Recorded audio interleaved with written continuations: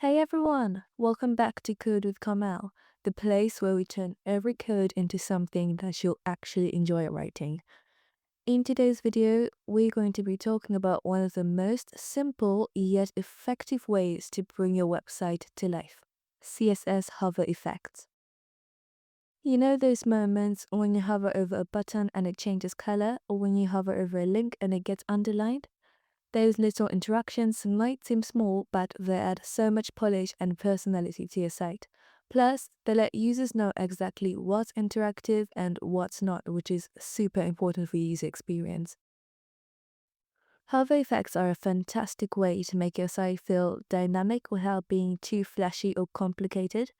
They can be as simple as changing a color or adding a smooth transition, or you can go a bit further with things like image zooms or shadow effects. In this video, we're going to focus on the most practical hover effects that you can easily apply to your buttons, links, images, and cards. We'll keep it simple, but trust me, these small changes will make a big difference in how polished your site feels. So grab your code editor and let's get started with some hover effects that'll make your site feel a little more interactive and a lot more professional. Let's start with the basics: the hover pseudo class. In CSS, hover is a pseudo class that applies styles when a user hovers their mouse over an element. It's like a little magic trick that makes your website feel interactive. Let's take a look at a simple example. So here in our HTML file, we have a link with the text hover over me.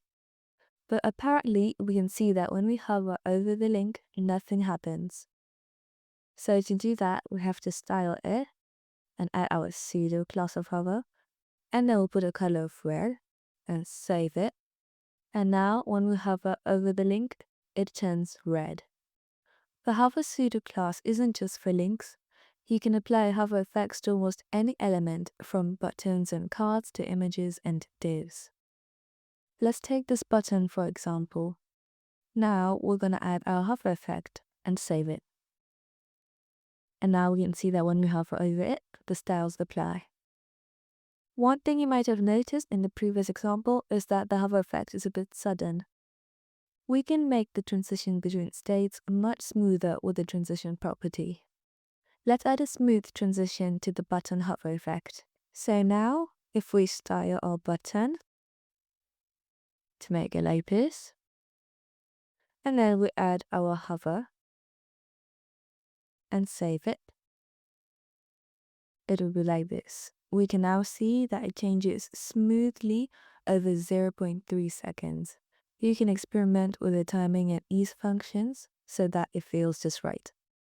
Now let's dive into some classic hover styles that involve color change, background shifts, and text decorations. Let's start with a simple background color change, shall we?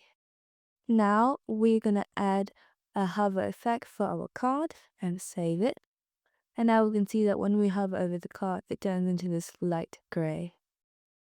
Now we're gonna add the hover effect for the H2 where it says card title. And we're gonna make it so that when we hover over this card, the H2 also changes and turns light blue. We can also combine it like so and make our background color and our text color change on hover at the same time. We're gonna just add the transition property on our card and then our hover styling and save it. And now when we hover, our background turns light gray and our text turns light blue. Let's level up a bit with transform effects, which let us change the position, size, or orientation of an element during a hover. Here's a simple one. Let's scale up the element on hover. So if we put our transform property and a scale of 5% and save it, when we hover over our card, it will grow. Now, let's add a little transition where the element moves on hover. So our transform property again, and a translate y of -10 pixels, letting us move up by 10 pixels, and then we hover over it, and that's exactly what it does. Pretty cool.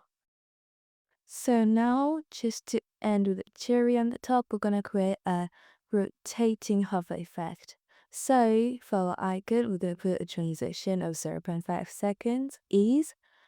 And then for our hover, we're going to put a transform of a rotate of 360 degrees that it must turn completely around.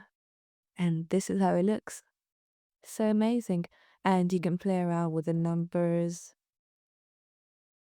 Just, make it negative.